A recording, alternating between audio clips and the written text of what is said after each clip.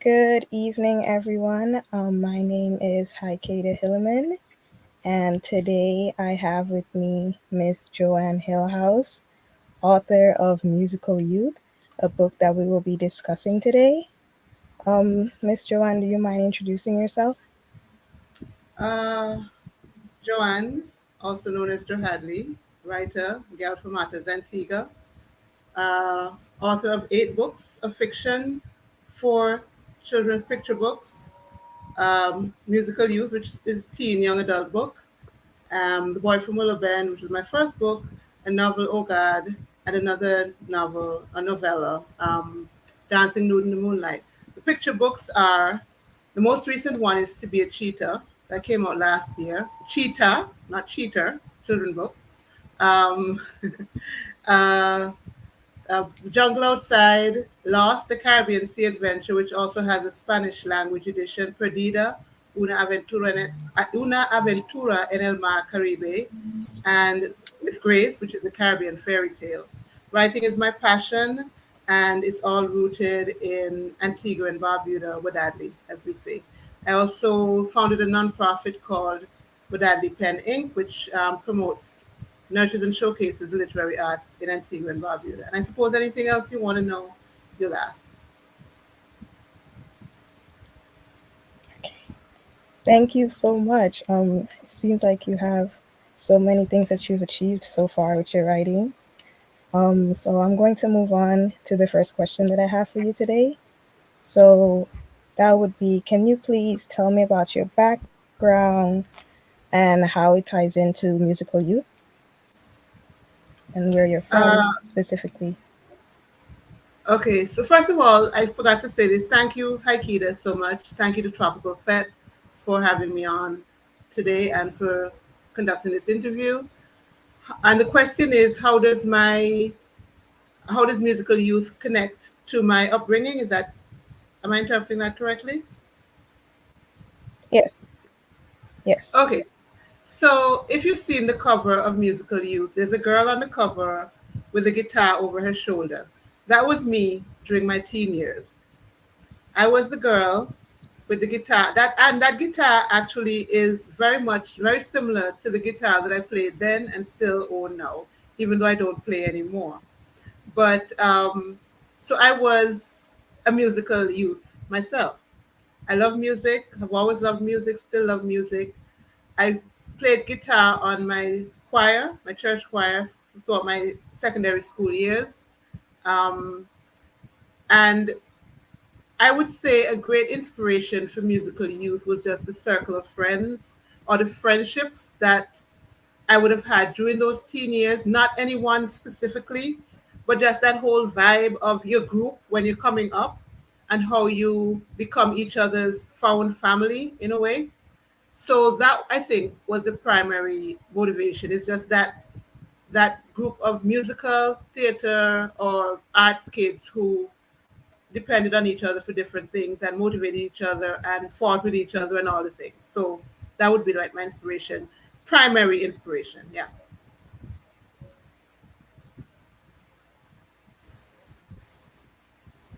Thank you. Sorry. I know that community is very important, and it sounds like musical community did a lot for you. My next question would be, what or who inspired Sahara, which you just said, it's mostly perspective of your youth. But can you give me a bit more information on what inspired Zahara and also what inspired Shaka's character?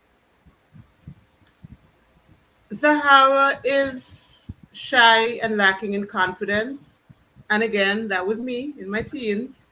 I am still an introvert, but I think I'm more self possessed and more confident than I was then. And so I could relate to Zahara's sort of inner uh, sort of vibe, the way she had to be pulled out of herself. And Shaka was probably every guy I crushed on back then who was outgoing and talented and just could do everything, jump up on the stage and dance. And it was just those guys who just seemed to mainstream charisma. but who, if you pull back the curtain, they have their own troubles and doubts just like anybody else. So it's no, again, it's not a single person. It's not a singular person. It's just kind of, they're all inventions, but it's also sort of stepping into a space where you remember those dynamics, and how vital they were to life, perhaps even more so sometimes than the family in your house, because they certainly knew more about your day to day sometimes than the family in your house. So it was just kind of plugging back into that. And I will say that when I finished the first draft of Musical Youth, I showed it to my niece. She was my only beta reader. She was a teenager at the time. She's a young adult now. And she gave me feedback, and that helped me to, because my teen years were obviously quite a long time ago. So it helped me to know if the book was current enough without being too locked into a specific time.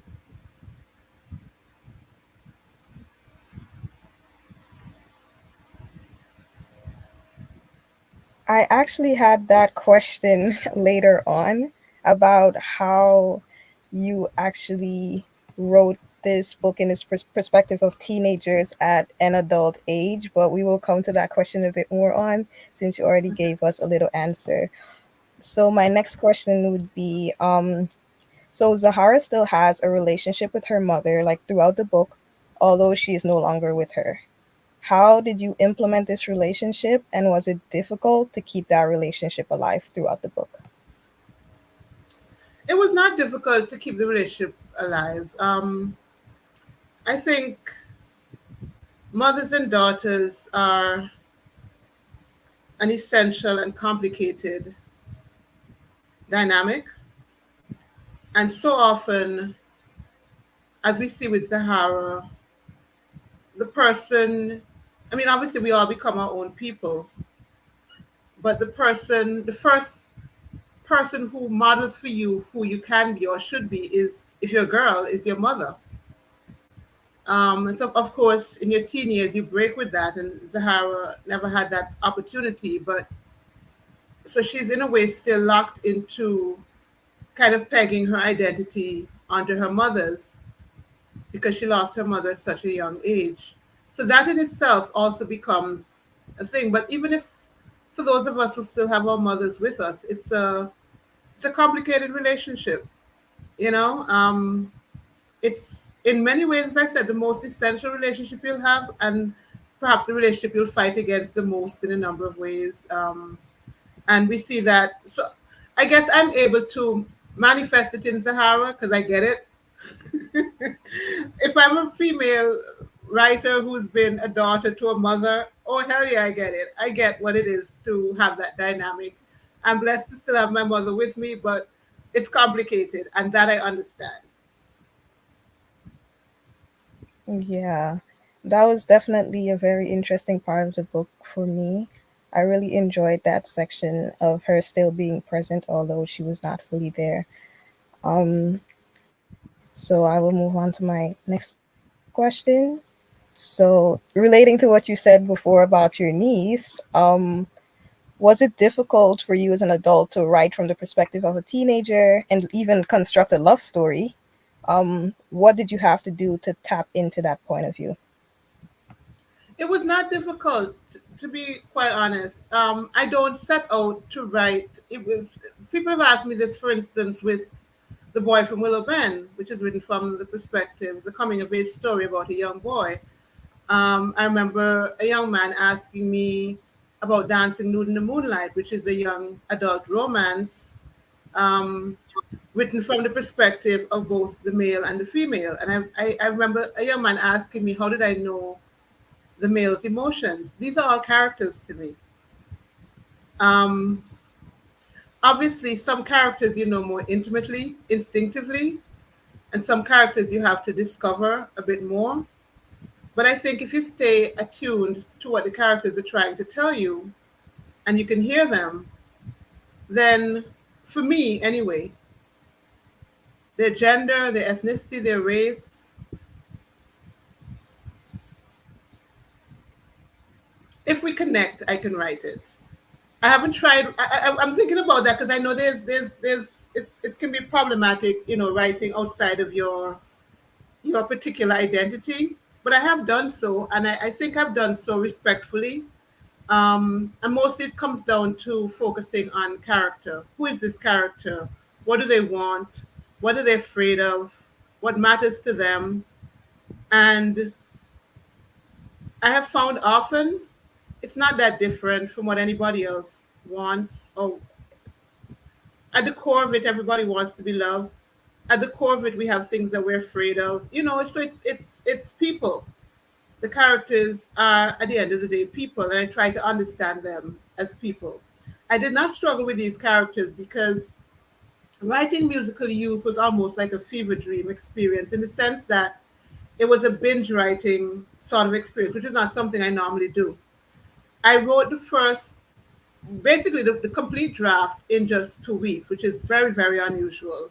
And it was just basically spending all this time with these characters, just when I was away from the computer or from the pen, they were still with me. So it wasn't that difficult to find them because they again because I also found when I look back after the book had been published, I found that I'd started writing a version of this story years ago that I had forgotten about called the Guitar Lessons, and that centered more so Zahara and what was then an aunt character, not the grandmother character, and the grandmother was the mother, the maternal figure was very different. But the core thing the same is this young lady, this young girl, um, finding her voice, discovering her talent, and connecting with other people who see her. Um, and with the others, with Shaka and his crew, I had so much fun writing them. I just like was bouncing off of their dynamics with each other. I just had so much fun writing them, and kind of leaning into the idea that they would never say, "Bro, I love you."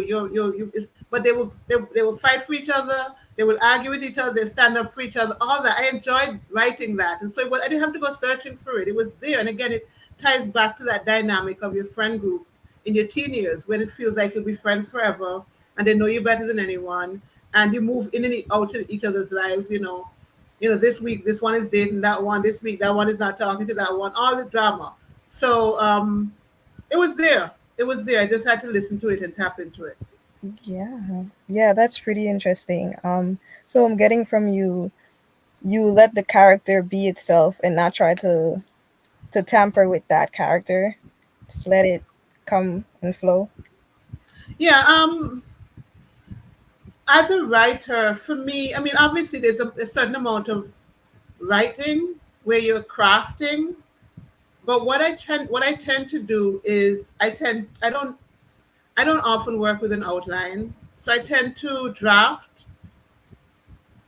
discover as I'm drafting, and then I can prune it after the fact in my redrafting and editing and redrafting. But that first draft is just, it's like taking the plasticine, the Play Doh, and playing with it. And so you're shaping things, but they're also shaping themselves because the thing is taking the form that it's meant to take. Um, So it's a combination of that. I don't try to I never try to make my characters um, into what I think is acceptable or respectable. Um, I let my characters breathe and be who they are in terms of that. That's why I have to really silence the noise. Um, and some things will come up in editing that you're like, hmm, is that character politically correct or whatever? And if I'm satisfied that I've let the character be true to him or herself, then I will fight for that character's right to be as messy as they are, whoever they are. Because we human beings are messy too. Our characters are a reflection of us. So, I'm cool with not trying to constrain my characters and just letting them be who they are. Yes, that's very interesting. Thank you for that response. So moving on to my next question. So both Zahara and Shaka came from very complicated families, I would say, if that is the right word. Um, they both lost their fathers, and Zahara also lost her mother. So now grandparents play a major role in their lives and their upbringings. What was the reason for this family arrangement? To be honest with you, I don't know. That's my real answer. I can tell you when the characters showed up, when I knew that Zahara, because I knew from the first line, Zahara rhymes with Sahara, the little ditty that her mom used to say to her. I knew from then that she didn't have her mother. And I discovered that the person that she had was her grandmother, and that her grandmother was also grieving in her way and not able to love in the way that Zahara needed in order to feel nurtured. Um, in part because that is also a dynamic I've seen or experienced growing up in the Caribbean. You know, a lot of Caribbean parents, in my observation and experience, their love language is actions, not words. You know, they're going to make sure that you're okay, but they're not. You might go your whole life without ever hearing "I love you," you know. So it's that dynamic felt natural to me, and I don't know. Just now, when you said both of them lost their fathers, I was like, Sahara lost her father in my head. I was like trying to remember that. I was like, oh yeah, her father is absent too. That I did not plan. That I did not plan at all. And like I said, I didn't plan. The first draft was just me riding the wave. But it made sense for the character, and just as it made sense for Shaka, who is a lot more confident and sure of himself, um, to have someone who fed him that, and that was his grandfather. His grandfather, you know, crotchety as he is, always showed Shaka love and was always a steady rock in their family when they could have fallen apart given the tragedies that they've had in the past. And so, you know, it all I can say is it made sense. But in truth, I discovered them as I kind of followed the path of the story and jumped into the relationships that they were having. When Shaka's grandfather shows up, just as he's starting to get bullied about his color, his shade of skin, because you know Right. colorism is a big thing in the book, and his grandfather right away nips that in the bud, right? I mean, how many of us would have been lucky to have that? Because it's still an issue. And so, what was an interesting dynamic for me that came out of that is that colorism normally works that, you know, if you're darker skinned and if you don't have the Eurocentric features, you're not beautiful, you're not worthy, you're not as beautiful or as worthy. And it was kind of the opposites in this book because Shaka was darker skinned and Zahara was, you know, red like a rusty penny. But the dynamic, in a way, was flipped because he had reassurance and love and all of that poured into him, and she was kind of on an island, not being fed those things. Yeah. So, Do you think I'm kind of piggybacking off of your response to the previous question? Do you think that Zahara's grandmother contributed to her insecurity, or is it just the death of her mother that contributed to that? Like, is it her grandmother? Is it both things? oh, 100%. I would venture to say that it's a million other things that I may or may not have captured.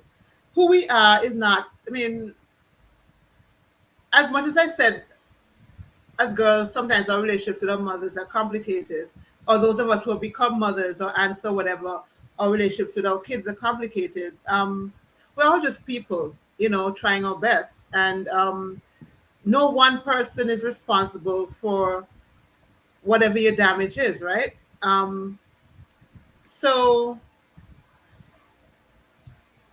Zahara did not have her mother. She did not have someone to fill that void. She had someone who provided for her, but she didn't have someone to fill that void. So in a way, that contributed to if you're already having feelings of not of worthlessness, of taking up space, and someone who is doing their best, but also making you feel like you're worthless and taking up space. then it's just going to grow. It's going to, you know, it's like you're watering it. So yes, her grandmother was partly responsible, but I would say not intentionally. She's not an evil stepmother. She's just another damaged person. Yeah, I totally get that because losing a child is definitely not easy, and it shows with her character that she still it doesn't sit well with her even to the time I would say, I would throughout the say, book. I would say, So I would. my next question would be Go ahead. sorry, it broke up a little bit. You can continue. No, I would say, I was going to say, I would say not You only can losing a continue. Sorry child. about that. Yeah, I would say not only losing a child, but a child who she already had a complicated, that her daughter was already pulling away from her and on whatever she thought it was her teachings before she died. That's kind of one of the reasons that she was in the place where she was in. And so the grandmother is actually kind of swinging hard in the opposite direction to try to not have Zahara become her mother. But Zahara was never going to be her mother because we are not blueprints of our parents. We're not, I'm sorry, carbon copies of our parents. She was always going to be herself. And that's something that the grandmother would have to learn. I don't know if she's learned it by the end of the book, but she's released the reins a little bit. Yeah, she has because she has been very strict. So my next question would be throughout musical youth, you approach the topic colorism, which you just spoke of. At some point in the book, Shaka feels insecure about being too dark, while Zahara has a bit of pride with her lighter skin tone. Mm-hmm. Um, I love the scenes that you implemented to target this topic because it was very relatable and effective to me as a person from the Caribbean. So I wanted to know what inspired you to implement the topic colorism and what contributed to constructing this specific scene that I wanted to talk about with when Shaka said he's dark but he's cute. I think that was a very good line. That was a very good line.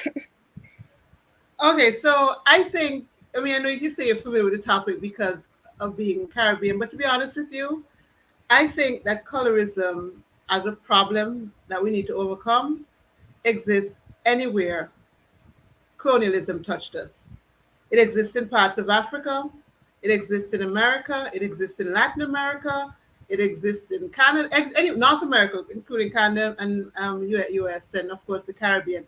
Wherever we are, and we've been touched by 400 years of slavery, or however you want to categorize it, where we had to survive, and not, and after a certain point, after generations of that, you kind of internalize certain things about what beauty is, about Yeah, what worth is, and through the generations coming into the 20th century now where we are, it's not, hopefully not as vivid a problem as it once was, but I mean, we all straightened our hairs at one time. We all bleach, well, not we all, because I never did, but a number of people bleach their skin. Um, People do all kinds of things to sort of adhere to what beautiful is. And beautiful is so many different things. I mean, it's a cliche to say it's in the eye of the beholder, but it's not one thing. But the dangerous, insidious nature of internalized racism, which colorism is a part of, a subsect of, is that it tells you that this is what beauty is. And in the media climate where the magazine covers, the stars of the movies, the popular girls in the videos are all look a certain way, it reinforces a template that was laid down again through generations of subjugation, of a word in my history class that we used to use to refer to self-abnegation. There's a reason why we lost our languages and our knowledge. We haven't lost it. It's been subsumed because I learn every day that things that I thought were lost are just dormant. There's a lot of things that have survived, a lot more survived the transatlantic slave trade than we realize, in food, in language, in so many ways, in the Nancy stories that we grew up on. So A lot of us survived, but a lot of us had to be subsumed to um, to survive. Yeah. And so I didn't have to go looking for the theme of colorism. It was there. It was there when I was growing up. It's there now. I see it with my kids. I have to try to reinforce positive self love. You know, we saw it in things like the doll test. Which doll does the kid want? Which what tells the kid that they want this type of hair? We have words like good hair and bad hair still in the vernacular. You know, all this is because texturism, featureism, colorism, it's all branches of the same poison tree, which is racism Yeah. and colonialism. And so it's there, whether we want to acknowledge it or not. I want anybody to tell me after reading Musical Youth if did I lie?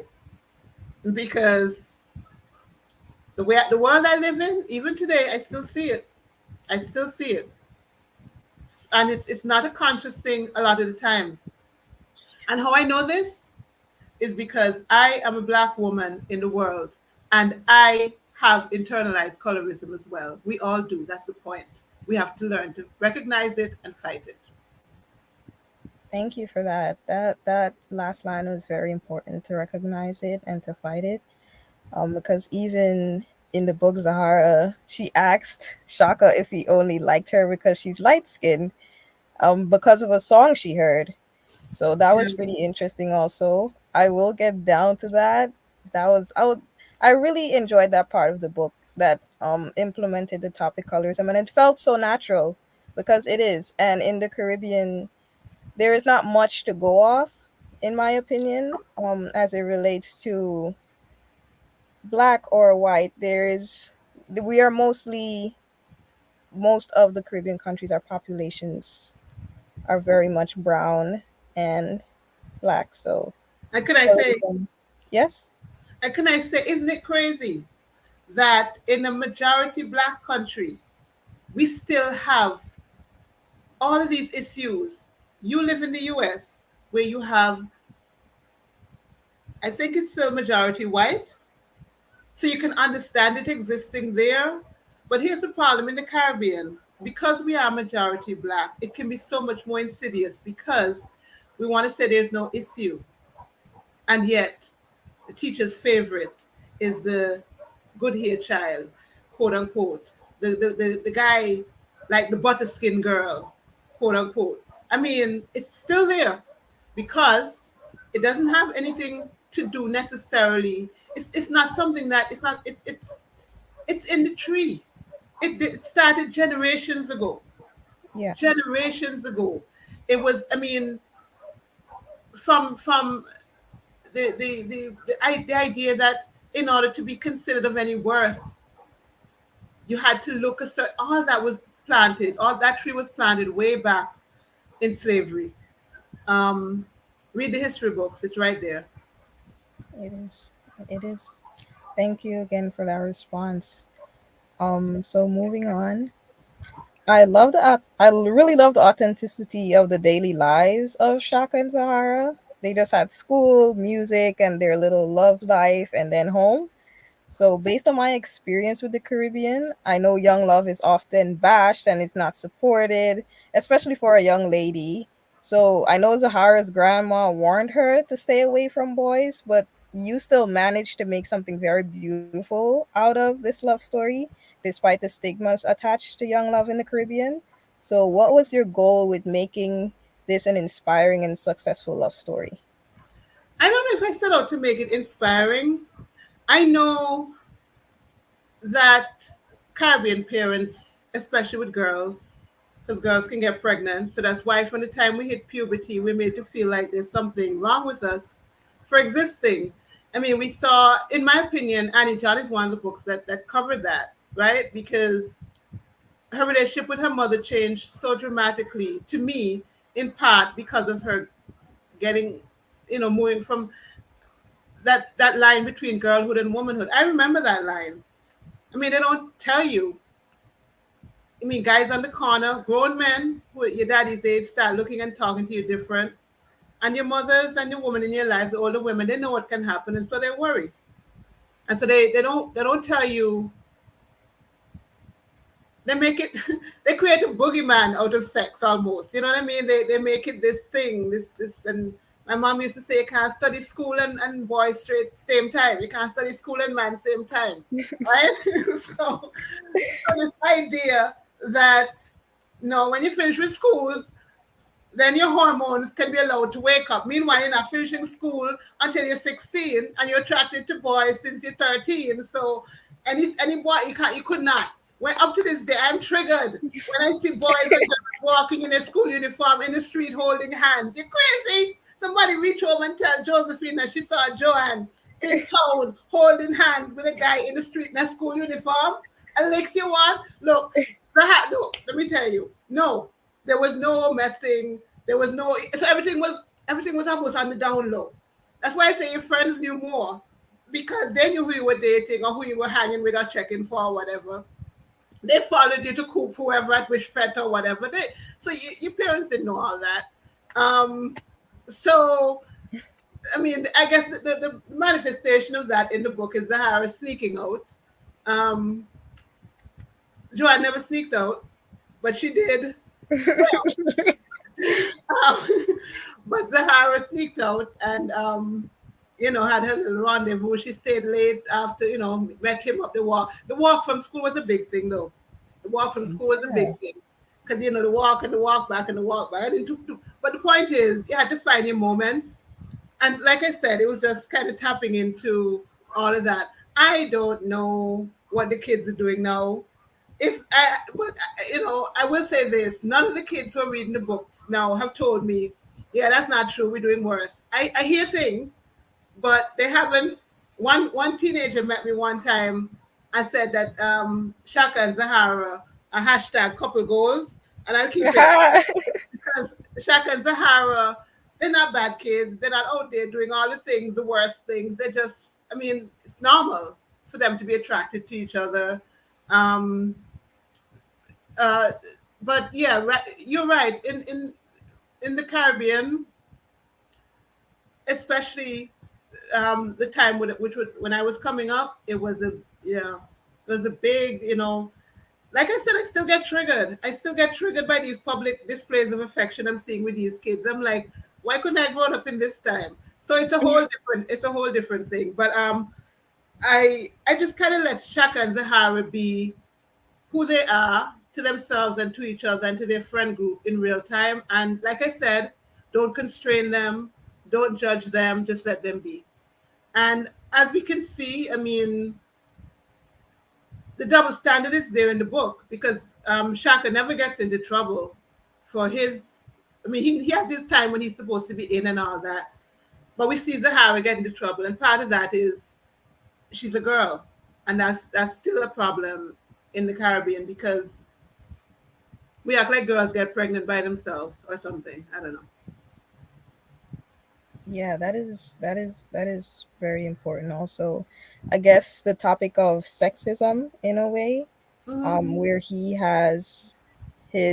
doesn't have as much strict rules that he has to uphold at that age, but she does because I think people like she's going to be the one that's known to be pregnant while he most likely people would never know that he was a person that did that, like as it relates to men and women, young women and young Yeah, men.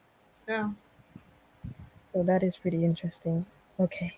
So my next question would be, there are scenes where music is not only used as a safe haven, but it also impacts the way these teenagers think. So on page 49, um, there is this scene where Zahar is listening to Buju Bantan, and he has a whole song where he's uplifting brownings. I'm gonna use the word in the book. Where he's uplifting brownings, and he has a separate song for darker women. So she now asks Shaka if he only likes her because she is light skinned. So I wanted to know, like, what is the importance of music in musical youth, and what is the importance of the impacts that it has on both of the youths in the book? It's probably important to contextualize that the reason why these issues are coming up with Zahara is a school project that she's working on, that's asking them to examine the issue of colorism. So it's on her mind already, and she's wondering where she fits into the puzzle. Because, as I said, Shaka is much more confident than she is, which is often the flip side of colorism, in terms of darker skinned people, men and women, and lighter skinned people, in terms of who feels like they're beautiful and who feels like they're confident and who feels like, they're worthy and all of that. The Buju example for me, well, Buju is one of my favorite artists, and it was to me a perfect example of how we exist in contradictions in the Caribbean with that. Because, I mean, both songs were big hits for him, as I remember. You know, "Me Not Stop Cry Yeah. for All Black Woman," all that, right? But, "Love Me Call Me Thing," but most of all, "Me Love Me Browning." And of course, Browning could mean different things, and, all of it could mean different things. But on a surface level, at least, what we're hearing is a preference, right? And to me, it just fit perfectly in with the theme of the book and the conversations that Sahara and Shaka were having because of this school project. And if you remember, the school project was one of the things that Shaka used as an in, and music was one of the things that Shaka used as an in with Zahara, because it's like, if there's a guy that you kind of like, but you've been told to stay away from boys, or you're feeling shy or whatever, and he just says something that is about something that you're interested in, you almost forget yourself. This is why what these guys need to learn too is be curious, about things, be educated about things, and be able to talk about things, and um, because once you find the thing that your person is interested in, you'll be thankful that you actually poured all this stuff into yourself, that you could actually connect with them. So it just so happened that Zahara was sort of a closet musician, and Shaka was an out loud musician, and they were able to connect over music. And because music carries many themes as well, they were able to, I was able to use music as an avenue for them to have certain conversations. And the question does come up, why do you like me? I mean, I was this quiet girl with the guitar ignoring you. Was it because I was light skinned? You know? And to be quite honest, I don't remember what Shaka said because it's been a while, but there might be some truth to it. As self possessed as he is, as happy as he is with him and his dark complexion, again, the internalized thing is so insidious sometimes we don't even realize when we're playing right into it. So it just so happens that he liked her for other reasons, but who knows before he knew her why he was drawn to her in the first place. Could have been the guitar over her shoulder, could have been the butter skin, who knows? Maybe a mix of the two. Yeah. He eventually did.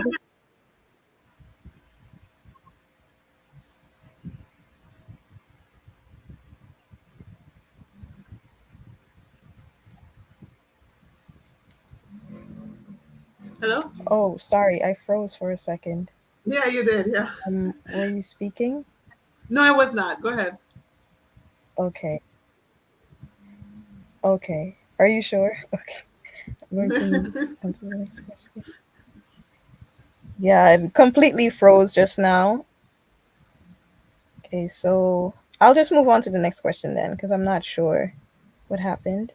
So the next question that I have, so both Zahara and Shaka mentions outside, they have mentors outside of their homes. How important are these characters to the outcome of Zahara and Shaka's story? Very. A key one for Zahara is her first music teacher, who happens to be a priest because Zahara is Catholic, and he left the island, but they stay in touch. Um, A key one for both of them is the theater arts teacher, um, who I did not realize was going to be as important as he turned out to be. But one of my favorite scenes to write again was the scene where he had to pull Shaka up when Shaka was kind of in his feelings, and he took him outside and they had a little, you want to hit somebody? Okay, hit me. Try to hit me and see what happens. Kind of moment where he's actually doing a little, you know. I love that, writing that scene, because in a way it was so counterintuitive. When I was coming up, you didn't show your you didn't show your ass to teachers. You didn't challenge them. Whether you're right or wrong, you could get into trouble because it was disrespectful. But I don't know, this teacher, I don't want to say this teacher is different, because I think there are teachers like him. He's not trying to be their friend, but he's not treating them as though their opinions don't matter or their feelings don't matter and they aren't allowed to express them. And so I was kind of happy that he showed up as an example of that, and that he left most of his fire for the parents when he felt that they weren't showing up for their kids. Yes. That was a pretty interesting scene also, where he just went ham on all the parents. What inspired that scene actually? That was probably one of my favorite scenes. Like he really spoke his mind and they were all quiet listening to him. That was a really interesting scene. I think they were shocked into silence, because who would talk to them like that? Um, I think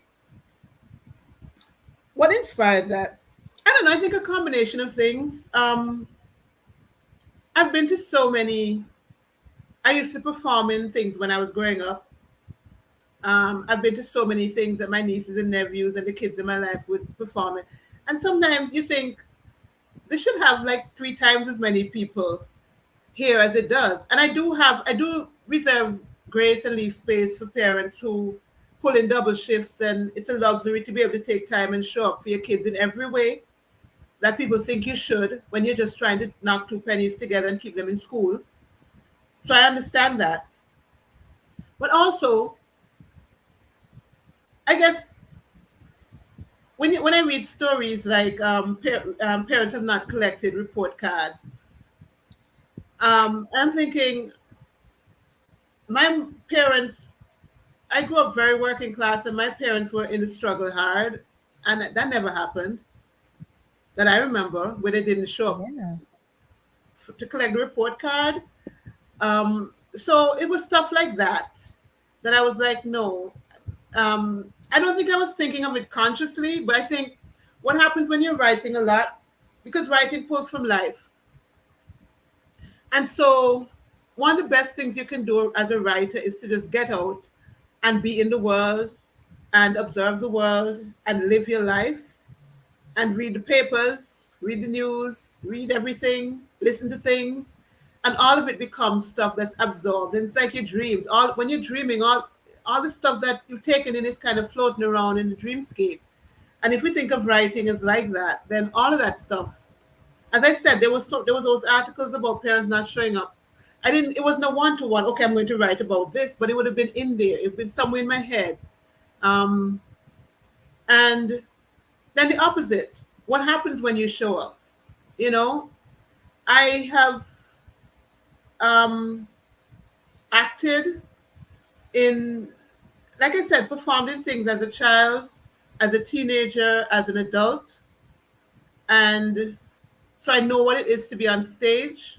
I know what it is to be backstage. I know what it is to look out and see your people. So all of those things kind of factored into what this man, who thinks it's so important that these kids get to create and express themselves, would expect from the parents. And for him, the parents are part of the community, right?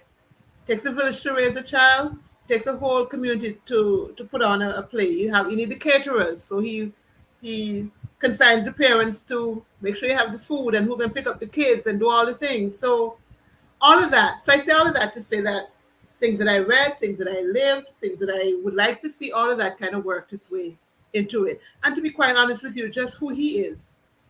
He is not a shy, retiring type. He's gonna say what he wants, and he's very emotional. Um, so I don't know. Maybe he couldn't exist in the real world. I don't know, but he exists on the pages of Musical Youth, and I'm happy that he does because he's one of my favorite characters. He is one of my favorite characters also. I like when he said, like, you can't just drop your kids off here and expect me to do everything. So I think he really stood up for the kids. Like, it's not only him expressing himself, but it's him standing up for the rights of them to have their parents there when they need them. So he was a very great character. I enjoyed his point of view of things. So I just wanted to let you know that I really enjoyed Musical Youth. It Thank you. was it was very interesting and it was so relatable. I don't know how you did it, but you did such a great job with making things so understanding, I guess, for a Caribbean young woman, because I am very young and I grew up in Guyana, so I have a lot of these experiences are very familiar to me, and it was kind of comforting to know that I am not the only person that went through these things. It also makes you comfortable to know that your parents don't hate you. They just want the best for you. Yeah, it's, So, it's, it's too it's too bad that we couldn't figure it out at that age, and sometimes never figure it out because sometimes we never work out our stuff with our parents. But um, I was happy that I was able to give Zara and Shaka a happy ending of sorts with their parents or the parental figures that they have in their lives. and I really liked that it felt like the end of that chapter, as in the end of that chapter of their lives. Like there's a whole other chapter that is possible after this. Like that was really good the way you ended the book. I really enjoyed that. So the last question I have for you is, where can we purchase Musical Youth so we can share this book with the world? Okay, so it's funny that you say it feels like there was more because I always intended to write more. It's just that it never well, it happened. I do have more, but it's just not finished. And at this point, I despair that it will ever finish because I do have a problem where once I've moved on, I've moved on. And I think that that might be a problem with these characters, as any with any characters. But I have written more. I just haven't published it as yet. Musical Youth remains an only child for the moment, um, and it is available wherever books are sold. It's available online on Amazon, Barnes and Noble, all the online retailers. It's available in bookshops across the Caribbean, and I can't say exactly which bookshops in the U.S. I know it's in the U.S. as well, um, in Canada, wherever books are sold. It's an international publication. Caribbean Reads Publishing is the publisher. It's been fortunate to receive a starred review in Kirkus and to have been recommended by Kirkus on one of its year-end lists as one of the best books that they reviewed that year. So that was kind of cool. It's an award-winning book with the Burt Award for Teen Young Adult Caribbean literature. So it's been very fortunate to be able to ride the wave of those accolades. So it is available wherever books are sold. And if your bookshop, your local brick and mortar bookshop doesn't carry it, the good thing is you can ask them to carry it or to order it for you. It's very easy to get. Thank you so much, Joanne. It was great to finally meet the author of this beautiful book. Thank Thank you you. for being here with us. And that is it for you today. I really enjoyed this interview. Do you have any last words for us? Well, I would only say one, you can find me online on all the social medias and my blog, Jhohadli, that's Jhohadli. So if you Google Jhohadli, you just search Jhohadli on any social media, you'll find me. I'm always trying to connect with readers and other writers and to share this passion that I have for writing and for Caribbean literature, especially, but for all writing and for all reading. I love talking books, and I hope to someday finish a sequel to Musical Youth and also tell many other stories. Thanks for taking the time to chat with me today. And Haikeda, thanks for taking the time to chat with me today. As I said, we're twinsies, Hilliman and Hillhouse. We're almost family at this point. and the Tropical Fete for hosting. Thank you so much, Joanne. It was great having you today. So, next up for our next upcoming interview, we will be having the writer Kamani Leston and hosted by Jason Nelson. So, make sure to stay tuned for that on Saturday, which is tomorrow. Thank you so much, everyone, for joining this stream. And thank you again, Joanne. We enjoyed your book and have a great day, everyone. All right. Thank you.